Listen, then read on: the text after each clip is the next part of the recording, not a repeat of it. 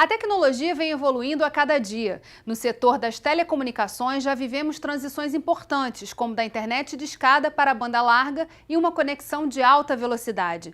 Nesse contexto, os aparelhos de celular também mudaram.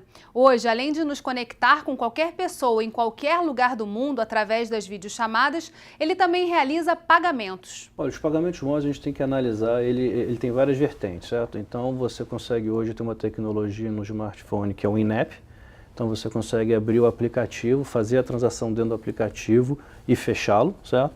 Você tem uma transação que é através do número do celular, onde ela trafega e aí você precisa fazer conectividade com as empresas de operadoras, os operadores de telefonia celular, no caso da TIM. Nessa primeira tecnologia que o senhor citou, precisa ainda ter um cartão, né? Todas essas tecnologias, elas nunca vão abandonar a infraestrutura de cartões que foi desenvolvida ao longo desses 50 a 60 anos. Então, é como se você olhasse para trás e visse que a infraestrutura é de cartões, só que o front-end do consumidor, ele mudou. O que a gente chama na indústria de form factor. Você não tem mais o cartão físico, mas o seu cartão físico, ele passa a ser o seu celular. Então, por trás do celular, você tem toda a infraestrutura que foi desenvolvida há mais de 60 anos. Essa daí é a parte do que a gente chama de in-app, que é smartphone.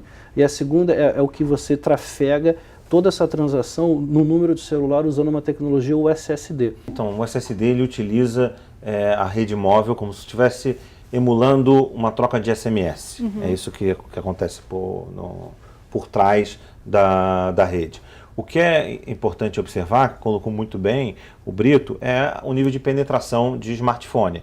Quando o modelo de in-app, né, que é o modelo de aplicativos que rodam no smartphone, eles garantem uma parte da cobertura da população. Hoje, mais ou menos da população brasileira, está falando, da população de smartphone, de linhas móveis, mais ou menos 55% da base tem smartphone. Você tem uma outra parcela significante da base que não tem smartphone. Né? Então, a tecnologia, o SSD, né, que é uma tecnologia que, como se fosse um SMS, ela permite que você consiga atender toda a gama da população. A rede móvel, ela vem sofrendo uma evolução constante. Se você falar de segurança, você lembra anos atrás, quando você falava de meu telefone foi clonado, né, no início da rede móvel, com a digitalização das redes, né, com o advento do GSM, 3G, 4G, isso é uma rede completamente segura. Se você pensar a quantidade de pessoas hoje que é assaltada, né, que você perde o dinheiro, né, de forma a você estar caminhando na cidade e está sendo lesado, é muito superior à quantidade de pessoas que você conhece que teve uma transação clonada no meio digital. E na verdade o que você observa, inclusive, é um aumento ainda maior da segurança da transação via mobile, porque o dispositivo móvel também é uma fonte de informação, de autenticidade de que você é você. Afinal de contas, aquele aparelho, aquela linha é uma linha privativa sua, que com um conjunto de outras informações, sua senha, né, e outros elementos, garante uma transação muito mais segura, porque além das informações da sua conta, a pessoa, se quiser clonar, tem que ter acesso ao seu telefone, né? Então é uma junção de múltiplas seguranças, tanto do que foi desenvolvido no sistema bancário, como no setor de telecom, garantindo assim um ambiente muito seguro. E por falar em evolução, a tecnologia não é o único setor que passa por transformações. Hoje, algumas organizações investem em negócios que não têm apenas impacto econômico na sociedade, mas também socioambiental. E isso ocorre principalmente entre os jovens. O empreendedor social, seja ele de um business ou de uma ONG, né, ele tem que ter uma característica muito forte, que é a resiliência, porque a gente está falando de, além de você estruturar um negócio, pensar no faturamento, né, você conseguir a existência financeira dele, você tem que pensar em resolver e ter um impacto social ou ambiental muito forte. Isso é difícil. Começa pela própria questão da medição, que é fundamental. Então, se você está falando que você vai ter um negócio de impacto, que impacto é esse? Como é que você mede?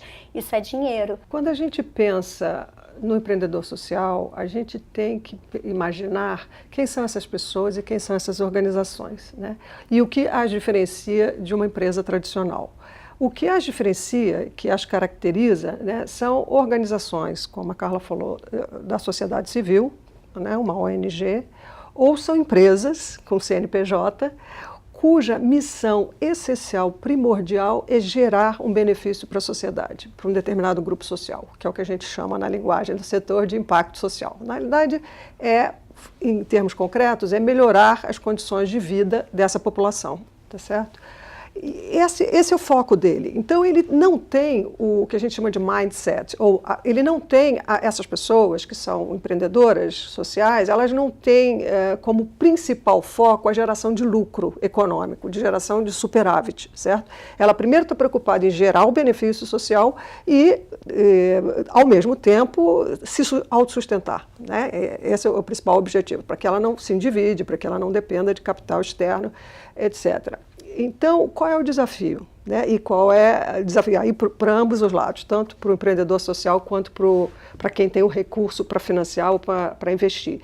É que as iniciativas presentes hoje no Brasil de negócios sociais, que a gente chama de negócios de impacto, como nos outros países também, ainda são iniciativas num processo inicial, num processo ainda da primeira fase do ciclo de vida de um negócio, que a gente chama, porque se a gente pensar na curva de uma empresa, de um negócio, e a gente segmenta em 3 etapas do ciclo de vida de uma empresa, você tem a parte que ela está ainda entrando no mercado, fazendo ainda teste, fazendo piloto, depois ela desenvolve o modelo de negócio e entra numa segunda fase, que é a fase de crescimento, e depois no terceiro momento é a fase de maturidade, né?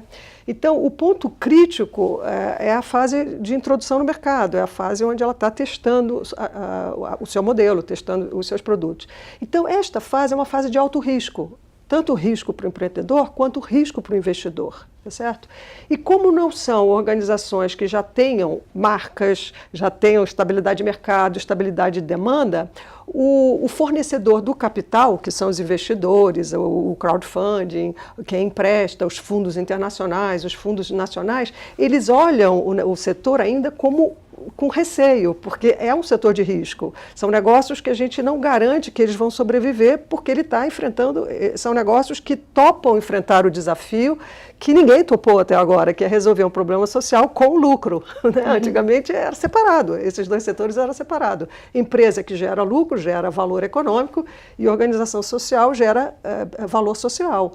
E o desafio do empreendedor social é unir esses 2 objetivos, o benefício social e o valor econômico. Então, hoje já há uma parcela significativa dessa nova geração de jovens que estão nas universidades, especificamente na Fundação Getúlio Vargas, que desejam, em primeiro lugar, desejam ser empreendedores, o que é muito bom. E, em segundo lugar, já pensam na alternativa de desenvolver um negócio social e não apenas um negócio tradicional. Claro que não é ainda um percentual majoritário, mas já é um percentual significativo de jovens. E nós vemos isso crescer ano a ano, no Brasil e em outros países. Então, o movimento dos negócios sociais, que a gente também chama de negócio de impacto no mundo, está crescendo muito, aceleradamente, porque realmente há uma reflexão, há uma conscientização que os problemas que o mundo enfrenta no campo social, no campo econômico, não podem ser resolvidos apenas com modelos tradicionais. Nessa mesma corrente, surge no Brasil um novo modelo de negócios, a economia circular, que propõe o reaproveitamento de tudo que é produzido e a mudança na nossa forma de consumir. Economia circular, a gente ainda tem uma flexibilidade grande, porque é um conceito novo que ainda não está internalizado na legislação. E talvez nem precise estar internalizado na legislação para ele acontecer. O que a gente costuma dizer para as empresas é que elas precisam olhar para os seus processos e ver aonde que a economia circular já acontece. Então, por exemplo, a gente trouxe num evento recentemente diversas palestras para mostrarem qual é a diferença da economia linear, que é aquela onde a gente produz, coloca o produto na rua e aí o consumidor compra e acabou, né? E aí depois vem a geração de resíduo, o descarte. Então, a gente começou a tentar mostrar o que a economia circular traz de inovador. E aí foi muito interessante porque as empresas vinham pra gente e falavam, não, isso não tem nada a ver com o meu negócio, eu não vou conseguir entrar nesse segmento. E aí quando a gente senta para conversar, a gente começa a pensar assim, tá bom, então vamos pensar, como é que é o seu processo produtivo? Você gera resíduo no seu processo produtivo? Ah, eu gero resíduo, mas eu já percebi que quanto mais resíduo eu gero, mais dinheiro eu gasto. Então, se eu começo a tornar a minha produção mais eficiente, eu gero menos resíduo. Ah, então tá. Então como é que você torna a sua produção mais eficiente? Ah, eu descobri que eu tenho um resíduo aqui, por exemplo, a gente foi numa indústria moveleira, ele tinha um resíduo de corte lá das tábuas e ele descobriu que um outro produto dele ele conseguia aproveitar aquele corte, não precisava do material novo. E a gente falou para ele, olha, você já está fazendo economia circular. Isso é economia circular. É tornar a sua produção mais eficiente, né? Isso quando a gente olha para dentro da indústria. E tem implicações externas também, né? Que a gente pode falar aqui sobre várias implicações que vão transformar a maneira como as pessoas consomem também esses produtos. A gente tem que pensar o seguinte, a economia circular, ela parte do princípio que os recursos do planeta são finitos, né? Não se criam, né? Não é nada de novo também. Esse é um conceito que a gente já vem discutindo quando a gente fala de sustentabilidade. Então, o que muda, o que foi o pulo do gato da economia circular?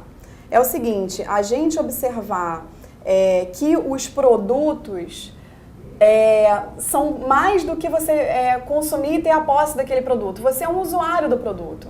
Você precisa que aquele produto tenha uma performance ideal. Então, o exemplo que a gente sempre dá é o exemplo da iluminação, por exemplo. Você precisa de uma lâmpada na sua casa ou você precisa que a sua casa esteja iluminada?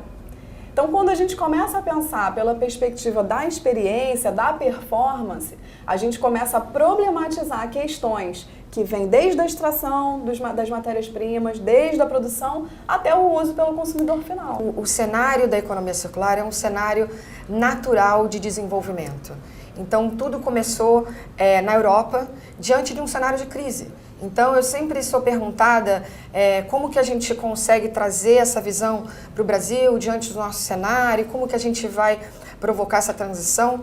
Eu acho que é uma transição natural, porque diante de um cenário de crise, onde você tem escassez de recursos naturais, com isso você tem o preço muito volátil das matérias-primas, risco de fornecimento. Então, é um cenário onde a indústria tem que se modificar, tem que ser inovadora, tem que criar novas formas de produzir e de consumir. E fazer isso de forma muito veloz, né?